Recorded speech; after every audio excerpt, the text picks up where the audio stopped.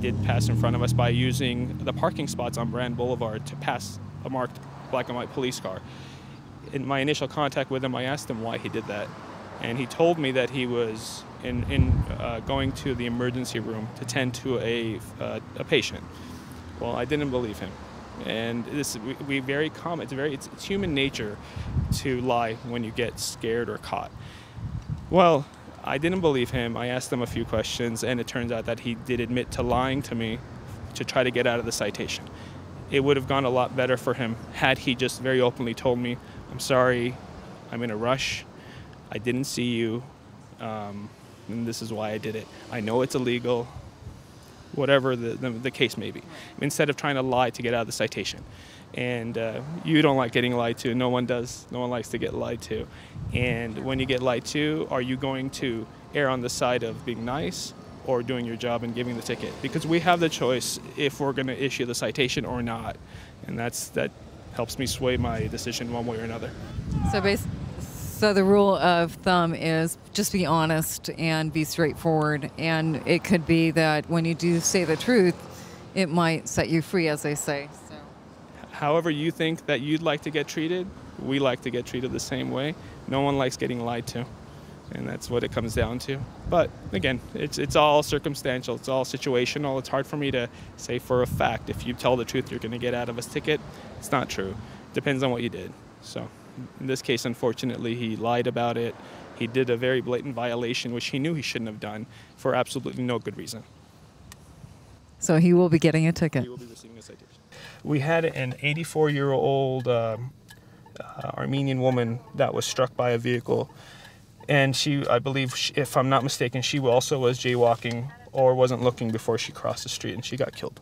So it's a waste of a human life to die because she got struck by a vehicle. So we always say don't jaywalk, cross when it's safe, cross when it's legal, and the biggest problem we have is with the elderly folks in the city. And I wish someone would explain to them with the hand, don't walk. The hand means do not even start crossing. One of the things I like to do is I like to go by the parks, especially after school's let out. There's a lot of kids. People seem to drive very poorly around the parks at these hours. And just to calm traffic a little bit and keep everyone safe. We don't like to there's a no front license plate on a car, that's illegal. Another one, no front license plate. What is the reason that you implement so much that there needs to be a front plate and a back plate? It's a California vehicle code. I can't specifically tell you why it's there. I can assume why it's like that, but it's a California vehicle code which states that if two license plates are issued to a vehicle, both must be attached securely to the vehicle. And is that a fix-it ticket, or would that be a citation? You get infraction? It's a ticket. It's an infraction. It is a fix-it ticket. You still have to put the license plate on, go to the courthouse, get it signed off, pay a fee. I think it's $25 or $35 now, and it's a headache. It's license plate at the tinted windows. Why? It looks good. That's the main reason people, have nice cars and they don't want to, I guess, put their license plates on. Some cars. I agree. It's horrible to have a front license plate on a Lamborghini, I suppose. Exactly. But there are exceptions to every rule, and it's up to the officer's discretion to decide. Tinted windows on that one, and now the obvious that I'm sure everybody knows, but tinted windows. I mean, it obviously is. It looks good on a car. It prevents the heat or the sun to get in as much. Keeps the car cooler. Right. Why is that an infraction and a reason for you to pull over if they do have tinted windows? That's a really simple question for me to answer. It's primarily for safety reasons. Two different ways. Number one is at night. When you're driving at night, say you're going to make a right turn, you're looking out your tinted window to see if there's any cars coming. Well, it's not uncommon to find people driving at night without their headlights on. With tinted windows, your visibility is reduced, so you won't see that car, or less likely to see it soon enough. So you'll make your right turn directly in front of that car, and that's illegal right there. crossing the street just to make a turn. So crossing double yellows to come this way. Now, another good, that's a blatant violation. So let's see if we can make a U-turn and catch up to that car.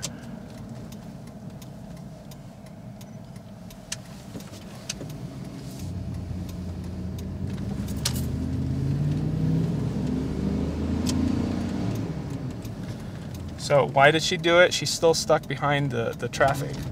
She didn't get any further, and there's absolutely no need for that. Crossing onto the wrong side of the street, there's cars that are coming, and it's very unsafe. So we'll go ahead and make a traffic stop here. We'll let her get some room here. So that car in front, the red one, the left brake light isn't working, and when it hit the brakes, it looked like it was just blinking to the right. That's why this person didn't know to slow down.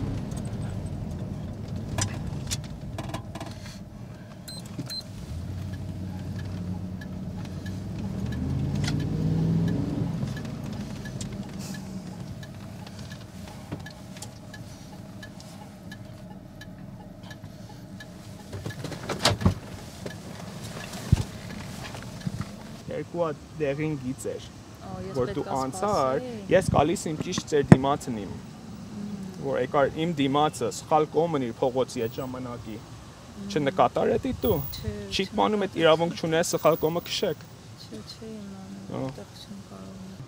Crossing solid double yellow lines is one violation in itself, and driving on the wrong side of the street is a different violation. And she did both. Technically, I can cite her for both, or one, or none. It's totally the officer's discretion to do what they see fit for the time. Today, I've elected to cite her for crossing the double yellow lines because it was rush hour traffic, very dangerous what she did, and she shouldn't have done it. It wasn't worth the rush, as we saw. We were able to go down the street, make a U-turn, come back and get right behind her and wait for the light again. So it just doesn't make sense to rush, especially in rush hour. By new law, cell phones are banned from speaking, besides it being if it's not hands-free, and that's a violation. Would that be considered not a fix-it ticket, but it would be an infraction? Correct. It's an infraction just like a seatbelt ticket. It's a non-point ticket, but it's still a ticket. There is no points to it? Not for a cell phone violation, no. Okay. And the reason being, I mean, I'm sure it's obvious, it's for safety reasons. Do you see that there is a lot of incidences or accidents caused by cell phone use? Absolutely. One of the most frequent reasons for the distraction of the driving is a cell phone. Someone's on the phone, they're not paying attention. They might be looking, but they're really all their focus, their attention is on their conversation. It's not on their driving. So distracted driving is a big thing. We've had people hurt, people killed because the driver was distracted when they were driving. You're not supposed to be holding the phone at all. A speakerphone holding is not, some people think it's legal to do that, and they're wrong. You can get a ticket for doing that. The only legal way to speak on the phone while you're driving is to have some sort of Bluetooth earpiece, a Bluetooth system in your car, or a regular just earpiece. And that's it. Those are the only ways that you can legally be able to use a phone and drive at the same time. My personal opinion is it's very dangerous to drive and use your phone even if you're using those devices, because you're still distracted by your conversation. We are now at the studios, and I'm very honored to have with me my co-host, Arshak Berrigan. Hi, how are you? Doing great, Louise. How are you? I'm doing very well, thank you. Awesome. Well, at this time, I would like to say thank you so much for having me on the show. I am honored myself. I have noticed your work in the past, and I feel like we could accomplish a lot together with everything that's involved in your schedule ahead. And I'm just looking forward to every day of it. Well, we have a lot of exciting things that are going to be happening, anywhere from law enforcement to entertainment, so I'm very glad that you are going to be a part of it. I appreciate that. So am I. And at this point, I want to ask you, I noticed you went on a ride-along with the Glendale PD. How was that? I mean, what are your thoughts about the ride-along? It was really exciting. Glendale Police Department, I actually want to say thank you, first of all, for everything that they gave us the opportunity to do that day. We attended a week meeting and also went on a ride-along. The ride-along was a great experience, especially to me, and I'm sure to all the viewers, because it gave me a perspective of what law enforcement goes through on a daily basis.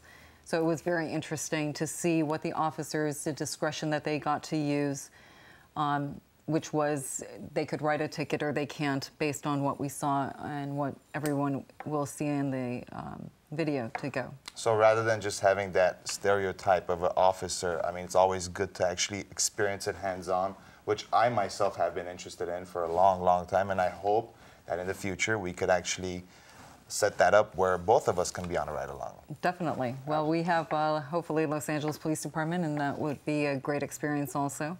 And that meeting that you went to afterwards, what was that about?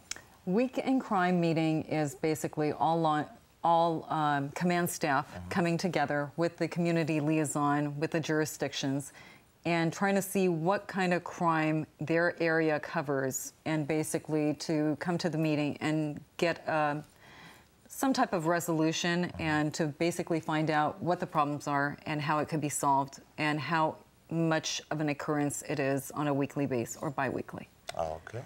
Well, I mean, you saw it all. I mean, you were able to see hands-on, well, from a viewer's point of view, of course. I myself saw it the same way the audience did, so I want to say that there's more of those projects to come. I mean, law enforcement is a fascinating field that I'm sure everyone is interested in. At one point, I myself, growing up as a little kid, I was fascinated by law enforcement, and I'm sure at one point every kid wants to be a cop or That's true. FBI. I mean, I could go on and tell you more about that, but you know, it is a great experience to be part of professionals such as the Glendale PD. And speaking of Glendale PD, I have been a resident of Glendale for almost 17 years, and I have to say I feel very, very safe living in a great city like this. That's true. Because of the officers that we have at the Glendale PD, of course. Well, Week in Crime basically also was implemented by the City of Glendale and the administration by Chief DePompa, and it was quite interesting that crime has, from what I saw at the meeting, crime has been reduced substantially. And because of this program, it basically has worked to the benefit of the community. And it basically showed how the community could also get involved by, you know, basically giving all the information, being a good witness to the police department. Because the police officers, when they come to a crime scene, they basically are the second people that are there, not the first. It's the witnesses that will be able to tell us exactly what has happened and who was involved, which will help the police department or the officers. So it was quite interesting. Definitely, and speaking of witnesses, we do need you guys. I mean, in case you have encountered something, we don't want you to hold back. I mean, we do want you to help out the officers so they could take care of these situations where people could get to the bottom of the crime, of course, right? Definitely. So we do need you out there, vigilance, right? I mean, Glendale PD needs you, and of course the other police departments as well, not just Glendale PD, but I mean, I feel safe being here, like I said. I hope we do not see any crimes anytime soon, so our officers out there could be very safe and get back to their families at the end of their shifts. Am I good? You're very good. And not only that, the ride-along gave us a wonderful perspective of everyday situations that happen. Not too many things happen in the city of Glendale, which we're fortunate, and that's why it is one of the safest cities. But, of course, I would advise everybody to, you know, watch or be a little bit more motivated and interested in knowing what the officers go through on a daily basis.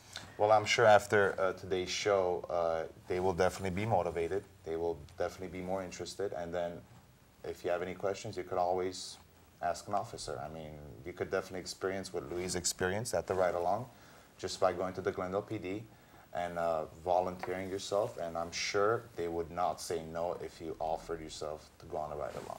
Am I correct on that? Or even volunteering at the police department, because I'm sure that they always will need it. So, of course, volunteering is a great way to help out the community. Aside from that, I would like to also mention that our prayers go out to everyone in Boston for the tragedy that happened with the Boston Marathon. So our prayers go out to them.